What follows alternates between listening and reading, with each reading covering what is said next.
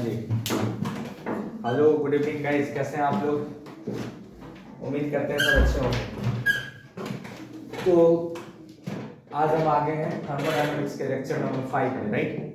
क्या पढ़े थे हम थर्मोडायनामिक्स के लेक्चर नंबर 5 में? हमने कल लेक्चर नंबर 4 में क्या पढ़ा था हमने isothermal process, isobaric process, isochoric process, cyclic process और ये आइडियामेटिक प्रोसेस। हमने उस पर क्वेश्चंस करा था, है ना? प्रोसेस पढ़ा था, देन क्वेश्चन करा था। नेक्स्ट हम आ जाते हैं, आज हम हेडिंग दीजिए आप, first law of thermodynamics. Heading दीजिए first law of thermodynamics. First law of thermodynamics क्या होता है? ये first law of thermodynamics, what do you mean by first law of thermodynamics? First law of thermodynamics किसको कहते हैं? तो फर्स्ट लॉ ऑफ थर्मोडायनामिक्स जो होता है, जो एक्सप्लेन करता है एनर्जी कंजर्वेशन प्रिंसिपल को। किसको जी? एनर्जी कंजर्वेशन प्रिंसिपल को फॉलो करता है फर्स्ट लॉ ऑफ थर्मोडायनामिक्स। क्या कहता है? Energy can neither be created nor be destroyed. Energy को हम ना क्रिएट कर सकते हैं ना तो डिस्ट्रॉय कर सकते हैं। Only it can be convert from the one form to another form. एक फॉर्म से दूसरे फॉर्म में हम इसको कन्वर्ट करते हैं। ठीक है जी? दिस लॉ स्टेट दैट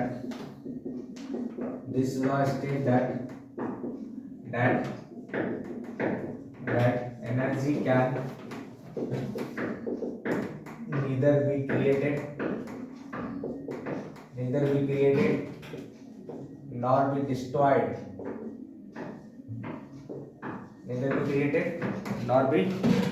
ना तो हम क्रिएट कर सकते हैं ना तो इसको डिस्ट्रॉय कर सकते हैं।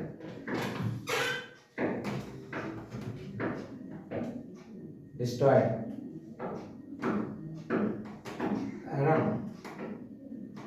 This is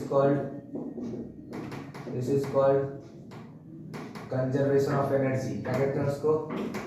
conservation of energy कहते हैं उसको। इसको हम एनर्जी का संरक्षण, ऊर्जा का संरक्षण कहते हैं। एनर्जी कंजर्वेशन कहते हैं। ओके, तो बेसिकली क्या कहता है इसमें? कह रहा है कि इफ ए सिस्टम एब्जॉर्ब, अगर कोई सिस्टम है एब्जॉर्ब करता है dq अमाउंट ऑफ हीट। कितना amount of heat? dq amount of heat को एब्जॉर्ब करता है। dq amount of heat having internal energy. क्या जी? इंटरनल एनर्जी कितना है इसमें?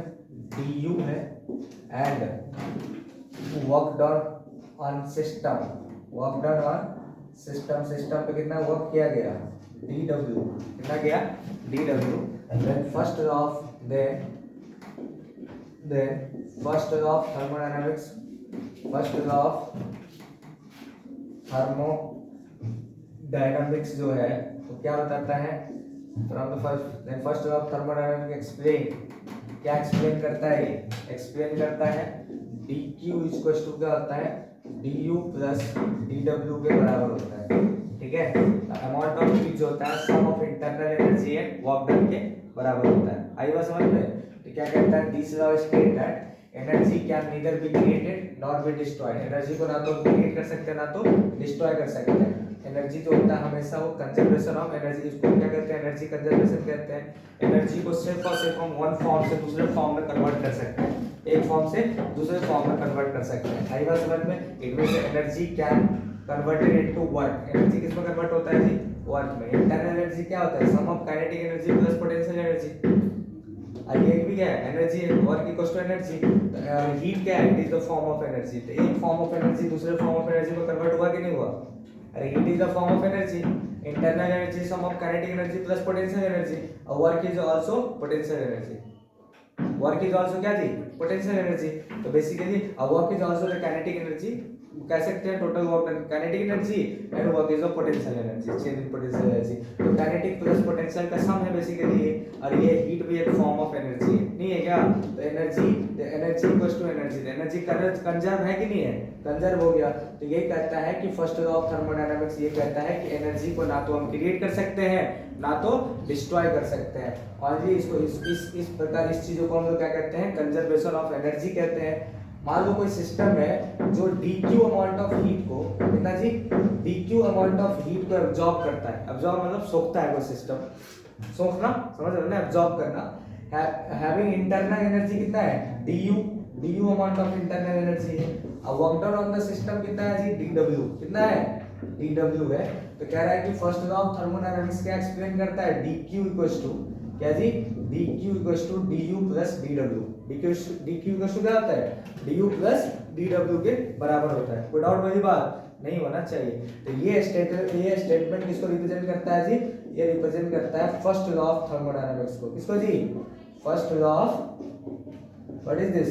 फर्स्ट लॉ ऑफ थर्मोडायनामिक्स को। ये फर्स्ट लॉ ऑफ थर्मोडायनामिक्स को एक्सप्लेन करता है। कोई डाउट अप टू ये नहीं होना चाहिए। लिख दीजिए इसको, छाप दीजिए, लिख दीजिए गाइस।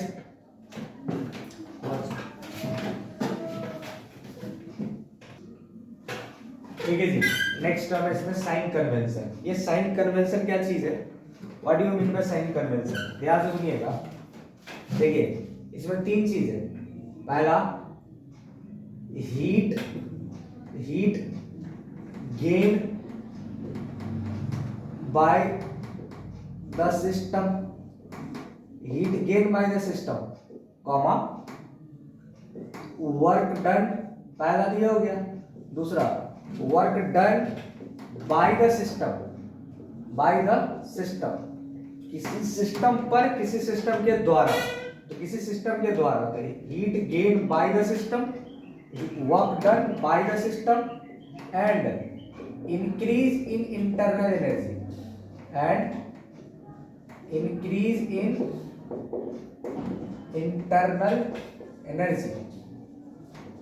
क्या बोला हमने? Heat gain by the system,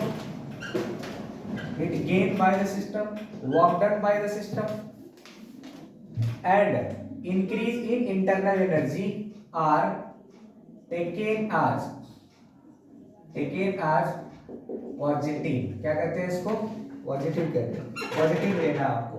तो heat gain by the system, work done by the system and increase in internal energy are taken as positive. क्या कहते हैं उसको? पॉजिटिव लेना। आई बात समझ में? तो सिस्टम के द्वारा जितना भी हीट गेन होगा, work done by the system के द्वारा जितना भी वर्क होगा, एंड अगर इंटरनल एनर्जी बढ़ रहा है तो उसका साइन क्या लेना है आपको? पॉजिटिव लेना है। ठीक है, ध्यान रखना है।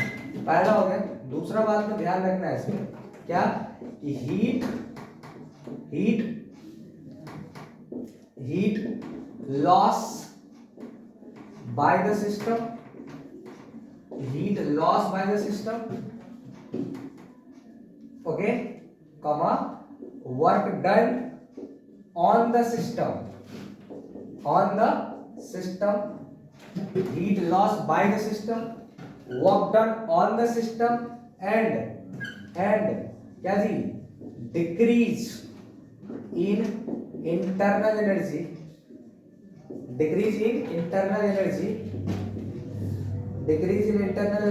is taken as negative। क्या लेना है? नेगेटिव साइन लेना है।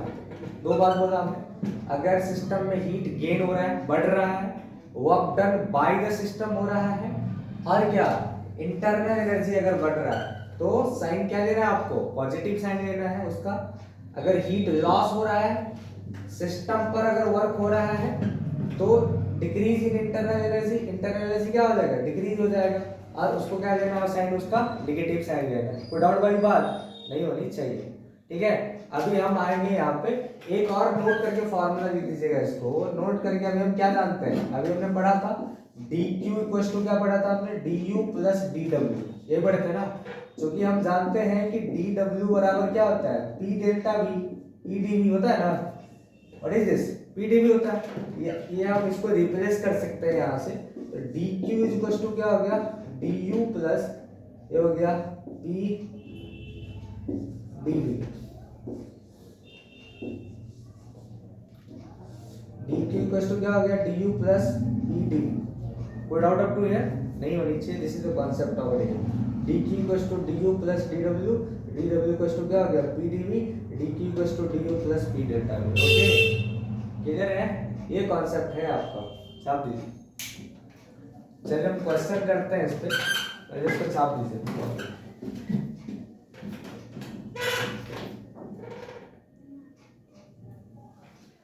क्या कह रहा है क्वेश्चन है गाइस, एक क्वेश्चन है 1 gram water at 100 degree is 100 degree Celsius is heated to convert into steam at 100 degree Celsius. कह रहा है कि 1 ग्राम वाटर को 100 डिग्री सेल्सियस से हीट किया गया, वो कितना में जी 100 डिग्री सेल्सियस स्टीम में कन्वर्ट हो गया। ओके कितना पे जी 1 एटमॉस्फेयर पे।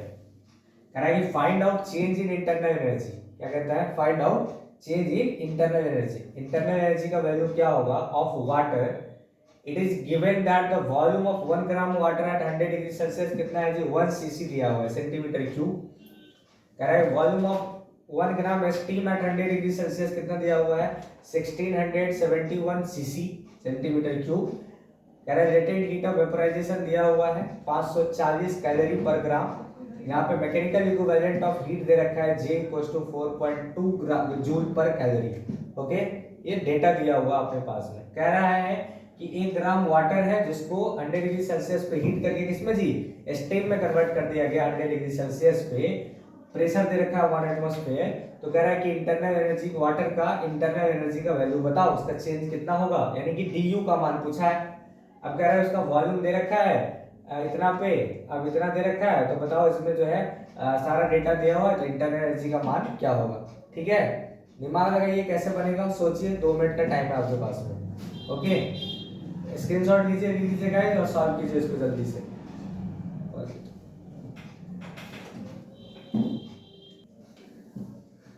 देखिए गाइस ये क्या है, डेटा इसमें क्या क्या दिया हुआ है, सबसे पहले कन्वर्ट करना पड़ेगा अपने को। कैसे करेंगे इसका सॉल्यूशन, बहुत ही जबरदस्त क्वेश्चन है। देखिए कह रहा है सबसे पहले कि 1 ग्राम वाटर को कितना जी कितना में स्टीम में कन्वर्ट करना है। किसमें कन्वर्ट करना है, स्टीम में 100 डिग्री सेल्सियस में। तो इसमें हीट कितना लगेगा, डेल्टा क्यू बराबर m into L. Phase change हो रहा है ना कांस्टेंट टेम्परेचर पे। जब कांस्टेंट टेम्परेचर पे फेज चेंज हो जाए, वाटर से क्या बन गया स्टीम बन जाए, तो वहां पे कौन सा हीट लगता है जी m into L. L is the latent heat, water से बन रहा है वेपर, तो यहाँ पे लेटेंट हीट ऑफ वेपोराइजेशन लग जाएगा। क्या लगेगा जी लेटेंट हीट ऑफ वेपोराइजेशन लग जाएगा, यहाँ पे m इंटू एल हो जाएगा। नहीं होगा क्या, तो देखो यहाँ पे मास कितना ग्राम दिया हुआ है 1 ग्राम दिया हुआ नहीं है, और यहाँ पे कैलोरी में दिया हुआ है बेसिकली। तो बताओ यहाँ पे क्या हो जाएगा, लेटेंट हीट कितना होता है वेपर के लिए 540। कितना होता है ना latent heat of vaporisation 540 calorie होता है यहाँ पे। तो ये हो गया आपका कितना जी 540 कैलोरी के बराबर जो है हीट निकल गया है कि नहीं, हीट निकल गया। क्यों चाहिए ये, क्योंकि हमको निकालना है इंटरनल एनर्जी। इसको इंटरनल एनर्जी निकालने के लिए क्या फॉर्मूला है, dq बराबर du प्लस dw होना चाहिए। नहीं है अपने को du निकालना है, तो ये 540 कैलोरी हो गया। dq यानी कि dq का तो मान निकल गया अपने पास में। अब निकालना क्या है dw, क्या निकालना है dw कैसे निकलेगा, ये होता है p इंटू डेल्टा v, ये होता है ना, यानी कि प्रेशर इंटू डेल्टा की पावर, ये प्रेशर इंटू डेल्टा v होता है। प्रेशर कितना दिया हुआ है देखो सवाल में 1 एटमॉस्फेयर है, इसको ऐसा यूनिट में कन्वर्ट करें पास्कल में कितना हो जाएगा लगभग 10 टू द पावर 5, क्योंकि कैलोरी में है ना ये, तो 1 एटमॉस्फेयर जो है इसको कैलोरी में यानी कि सबको इसको सीजीएस यूनिट में कन्वर्ट कर दो बेसिकली, तो ये हो गया 10 टू द पावर 5 है ना, ये हो गया मीटर में 10 टू द पावर 5 है पास्कल। ये कितना हो गया delta v, final volume minus initial volume, final volume मतलब इनिशियल वॉल्यूम।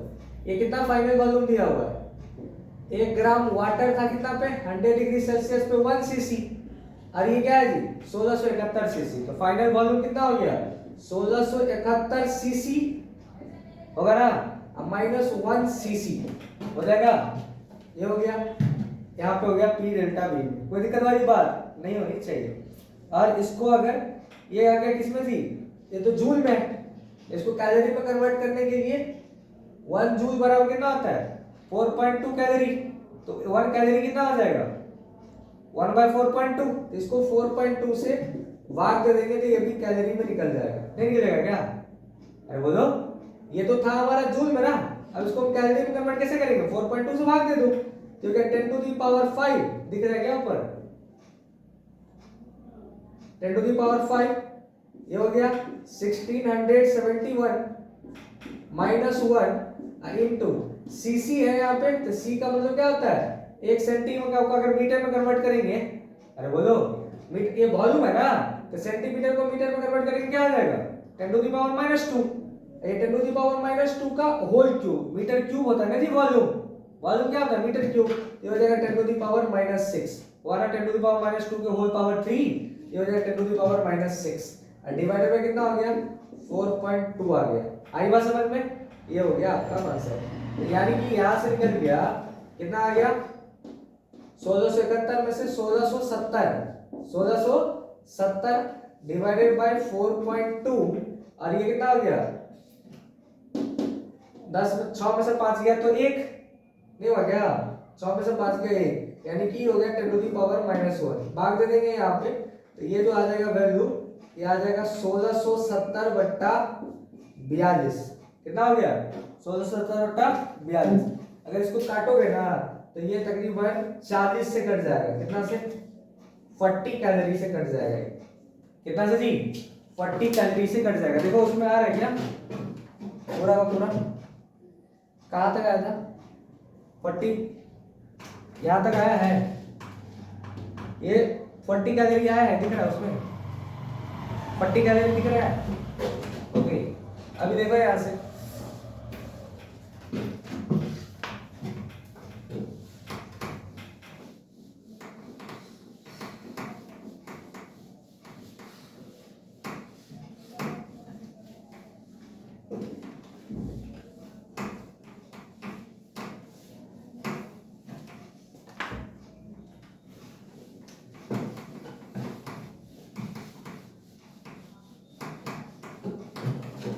देखो जरा,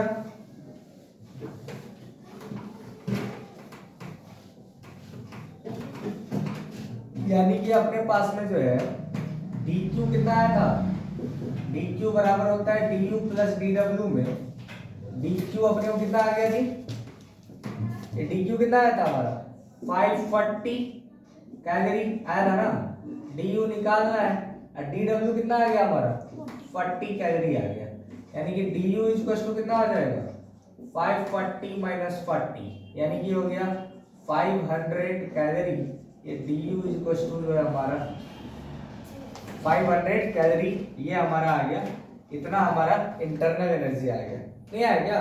अगर इसको जूल में कन्वर्ट करना है तो 4.2 से मल्टीप्लाई कर दो, होगा कि नहीं होगा?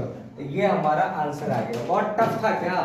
नहीं था टफ। क्या किया हमने, पहले जो हमारा दिया था वाटर, उसको स्टीम में कन्वर्ट करने के लिए हमने dq निकाल लिया, dw का फार्मूला होता है p डेल्टा v होता है, यहाँ पे 1 एटमॉस्फेयर दिया हुआ था तो इसको 10 टू द पावर 1 एटमॉस्फेयर कितना पास्कल होता है SI यूनिट में 10 to the power 5, 10 to the power 5। Volume दिया था 1671 सीसी है सेंटीमीटर को, अगर क्यूब को अगर मीटर क्यूब में कन्वर्ट करेंगे तो क्या हो जाएगा 10 टू द पावर -2 के होल पावर 3 होगा ना, यहाँ पे होल पावर कितना हो गया, तो 3 टू जा कितना होता है 6 होता है, -7 है तो -6 हो गया। यहाँ पे हमने इसी को क्या कर दिया, सीसी को कन्वर्ट कर दिया इसमें। अब 4.2 से डिवाइड क्यों किया, क्योंकि ये जूल में था, किसमें था जूल में, अब कैलोरी में कन्वर्ट करने के लिए 4.2 से हमने मल्टीप्लाई कर दिया, इससे कि ये आ गया कैलोरी में। देखिए यहाँ पे 1670 बटा 4.2 10 टू द पावर -1, ये आ गया नीचे 1670 बटा ये हो गया 10 नीचे आया तो हो गया 42, डेसिमल हट गया ना, तो इसी यहाँ पे डिवाइड कर दिए तो क्या 40 कैलोरी। यहाँ से फार्मूला में देखिए इसका आंसर लिया है। कोई डाउट अप टू हियर नहीं होना चाहिए, छाप दीजिएगा जल्दी से। छाप दीजिए।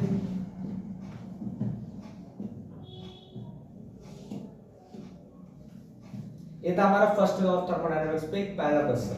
ओके, छाप दीजिए जल्दी से। हाँ गाइस, क्या है यहाँ पे कह रहा है कि 2 mole of a diatomic gas है at 300 Kelvin are kept in a non-conducting container enclosed by a piston. Gas is now compressed to increase the temperature from 300 Kelvin to 400 Kelvin. Find work done by the gas. क्या होगा? कह रहा है 2 मोल diatomic gas है जिसको 300 kelvin पे एक fix temperature पे कहां पे रख दिया है जी? नॉन कंडक्टिंग कंटेनर में। नॉन कंडक्टिंग मतलब इंसुलेटिंग। कौन सा बॉडी? इंसुलेटिंग बॉडी, मतलब बाहर से उसमें किसी भी प्रकार का हीट का कोई एक्सचेंज नहीं होगा। It means they are saying it is the adiabatic wall. क्या ये आइसोलेटेड, ये आइडियाबैटिक प्रोसेस में क्या कह रहा है? बेसिकली कह रहा है कि ये एक आइडियाबैटिक कंटेनर है, मतलब कि जिसमें किसी भी प्रकार का हीट का एक्सचेंज नहीं होगा। कह रहा है इनक्लोज बाय पिस्टन, पिस्टन से उसको दबा दिया गया है। गैस इज नाउ कंप्रेस्ड, अब धीरे धीरे गैस को क्या कर दिया जा रहा है? बढ़ाया जा रहा है उसके टेम्परेचर को। कहां से जी? 300 केल्विन से 400 केल्विन तक। तो कह रहा है बताओ work done by the gas कितना होगा? तो गैस के कारण वर्क डन क्या होगा? फर्स्ट लॉ ऑफ थर्मोडायनामिक्स है, इसको यूज करें और आंसर लेके आए। देख रहे हैं कैसे सॉल्व होगा ये? देखिए क्वेश्चन लिखिए और आंसर कीजिए इसका। बस सोचिए जरा कैसे होगा, कैसे बनेगा इसका आंसर। गाइस आया आपके, आया क्या आंसर? चलो सोचते हैं क्या होगा। तो सबसे पहले देखो जी, इसमें कोई भी क्वेश्चन को सॉल्व करने के लिए सबसे पहले क्वेश्चन को सही से पढ़ ले, दिए गए डेटा को लिख ले। क्या कर रहा है ये कि 2 मोल डायटोमिक गैस है, यानी कि n बराबर कितना दे रखा है उन्होंने? 2। n बराबर क्या है? और ये बोल रहे हैं डायटोमिक गैस बोल रहा है, इसका कहीं ना कहीं इस्तेमाल होगा। क्या होगा? डायटोमिक गैस है। कह रहा है कि 300 टेम्परेचर पे इसको फिक्स कर दिया है। अब कह रहा है भाई साहब कि कंटेनर में जो है पिस्टन को दबाया गया तो उसका टेम्परेचर बढ़ रहा है, यानी कि डेल्टा टी का वैल्यू जो है वो 400 माइनस 300 है, यानी कि 100 केल्विन टेम्परेचर आ गया। अरे है। अब इन्होंने पूछा कि बताओ, अब एक बात और बोल दिया उन्होंने, क्या बोल दिया? नॉन कंडक्टिंग कंटेनर है, इसका मतलब टोटल हीट कितना हो जाएगा इसमें? 0, क्योंकि ये हीट कितना हो जाएगा? चेंज इन हीट 0 हो जाएगा, क्योंकि नॉन कंडक्टिंग है तो इंसुलेटिंग बॉडी है, यानी कि आइडियाबैटिक वॉल। तो हो गया dq = डेल्टा q = कितना हो गया? 0। हम क्या पढ़े हैं अभी तुरंत formula? Delta q = delta u plus delta w, ये पढ़ा है ना? तो ये 0 हो गया। अब बराबर कितना हो गया? That is delta u plus क्या हो गया? Delta w। तो डेल्टा u = कितना हो जाएगा? ये हो जाएगा माइनस डेल्टा w। होगा ना? हमको क्या चाहिए? Work done.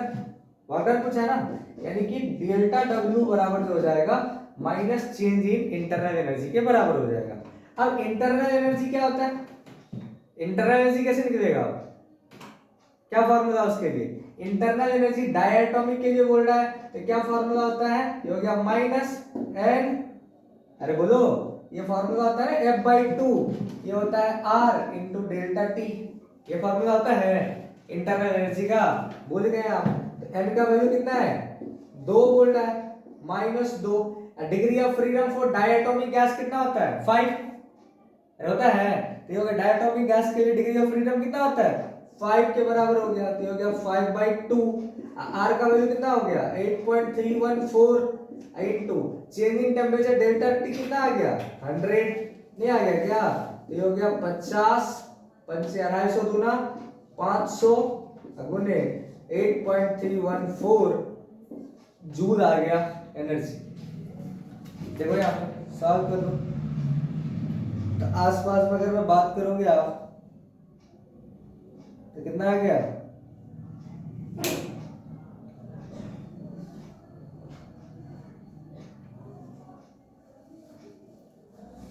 ये कन्वर्ट कर दोगे ना आप, मल्टीप्लाई करो, यू विल गेट द 5 8 40 यानी कि -4157 जूल एनर्जी आएगा। दिख रहा है क्या वीडियो में पूरा? ये नहीं दिख रहा, कहाँ तक दिख रहा, यहाँ तक। देखिए गाइस यहाँ से, तो ये जो आप मल्टीप्लाई करेंगे तो कितना आ जाएगा, 5, ये देखो ना 50 हुआ ना, 50 गुना 100 नहीं हुआ, 5/2 हुआ ना जी। ये हो गया आपका -2 × 5 × 8.314,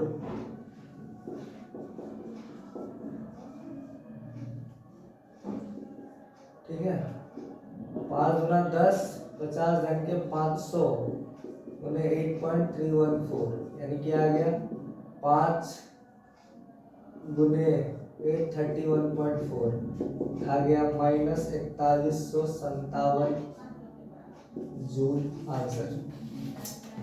ठीक है, इधर दिख रहा है ना, नहीं दिख रहा है, ओके। तो ये हमारा हो गया फाइनल आंसर। इजी था या नहीं था, इसमें कुछ करना ही नहीं था, हमें n का मान पता था, डेल्टा t दिया हुआ था, डेल्टा q का मान यहाँ पे पता हो गया, ये हो गया delta q equals to delta u plus delta w। Delta q का मान 0 है, ये वैल्यू डाल दीजिए, उसमें आंसर आ गया हमारा। कोई डाउट अप टू हियर? अच्छा पॉज कर दीजिए। एफिशिएंसी ऑफ ए साइकिल, किसी भी साइकिल का एफिशिएंसी क्या होता है? एफिशिएंसी जो होता है टोटल मैकेनिकल वर्क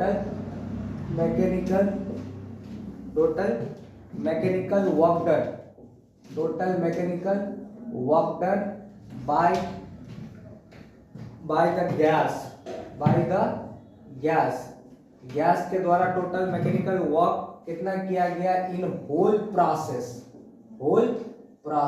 सारे प्रोसेस में टोटल वर्क कितना मैकेनिकल वर्क किया गया है ना जी, डिवाइडेड बाय क्या जी, heat absorb by the gas, divided by heat absorb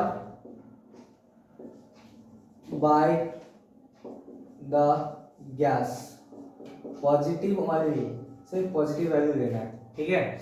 मतलब कि टोटल मैकेनिकल वर्क गैस के द्वारा पूरे प्रोसेस में कितना किया गया, divided by heat absorb by the gas, तो पॉजिटिव ओनली इसको लेना है, ठीक है। That is all equals to total work done क्या होता है, एरिया अंडर पीवी कर्व, क्या होता है, area under PV curve, area under PV curve, PV curve का एरिया निकाल लो, पीवी कर्व ऑफ साइकिल, पूरे साइकिल का एरिया अंडर कर्व निकाल लो, और डिवाइडेड बाय क्या कर दो, divided by heat injected into the system. अब सिस्टम में कितना हीट सप्लाई किया गया, हीट इंजेक्टेड